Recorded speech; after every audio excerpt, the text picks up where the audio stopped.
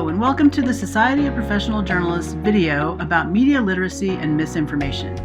This isn't meant to be an all-inclusive discussion on media literacy, but just a conversation starter. For more on the subject of media literacy and fake news, check out our video labeled Fake News. Your narrator for this media literacy and misinformation video is New York journalist Jordan Gass-Poray. Hi, I'm Jordan Gass-Poray, a New York City-based freelance podcast producer and investigative journalist. I'm working with SPJ's Press for Education. Today I'll be talking about misinformation. Before I get started, there are a few key terms I'd like to point out. We'll be discussing most of these key terms throughout the presentation. Now that we've untangled the different terms for unreliable information, let's get started. Misinformation is everywhere, and I am going to provide you first with 3 examples of misinformation. So we have 3 different websites here presenting misinformation as news. What gives these websites away? How do we know that they're presenting misinformation? We can't just question bad information. We have to understand how to find good information. We have to be skeptical of websites, such as the Horn News that I have here, or Big League Politics. Misinformation doesn't just come from websites. It can also come through your email. So be skeptical of those chain emails when they hit your inbox. There's some tip-offs. They might be from an anonymous author. The same goes for websites. They might have excessive exclamation points, capital letters, and misspellings. There might be links to sourcing that does not support or completely contradicts the claims being made. Now let's take a step back. How do you know a website is credible? Before you search around any website, do some research to determine the reliability and authenticity of that site.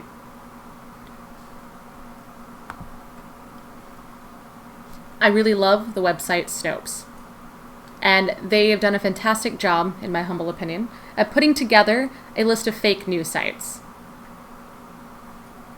Remember, just because it has news in its title doesn't mean it's news.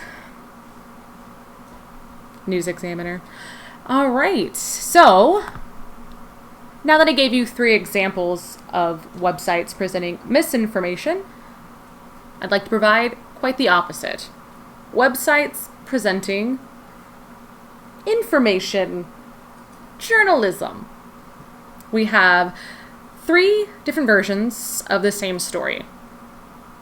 One's from The Guardian, written by the Associated Press. Another's by the Associated Press on their website. And finally, we have NBC News. How do we know that these are credible publications? How do we know any publication is credible? Well, we can identify a few different key aspects here in figuring out whether or not a publication is credible. We can identify the who, what, where, when, how, and why elements. We can also observe the use of direct quotes, reliance on expert and authoritative sources, and supportive images to help us recognize what is indeed journalism.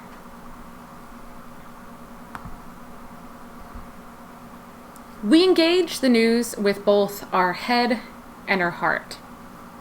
How do you respond to content in the news? How are you able to recognize and distinguish journalism and information that calls itself journalism? Where do you even get your news? What does news mean to you? What do you want from the news? All of these different questions and our answers to them lead me to how and why misinformation spreads. Understanding how and why misinformation spreads is important. Information on social media, for instance, doesn't always have to be vetted. and it typically isn't, depending on where you're getting it from. There doesn't have to be an editor or fact checkers to go through before publication. I mentioned social media in particular because it's completely changed the way we get our news. Information can spread faster online than traditional media. There's a willingness to share content without thinking. That spur of the moment, reshare or tweet. And most of this content that you're going to find on social media is there to elicit a response, to elicit an emotion like anger, confusion, excitement.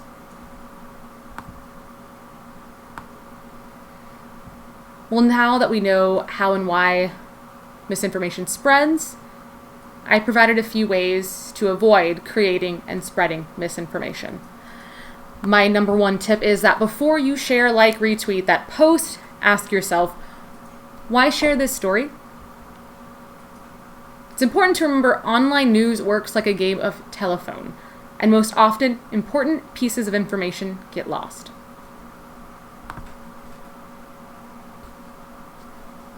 Some other ways to fight misinformation. Well, that Google search. You can initiate a deeper online search using the advanced search function.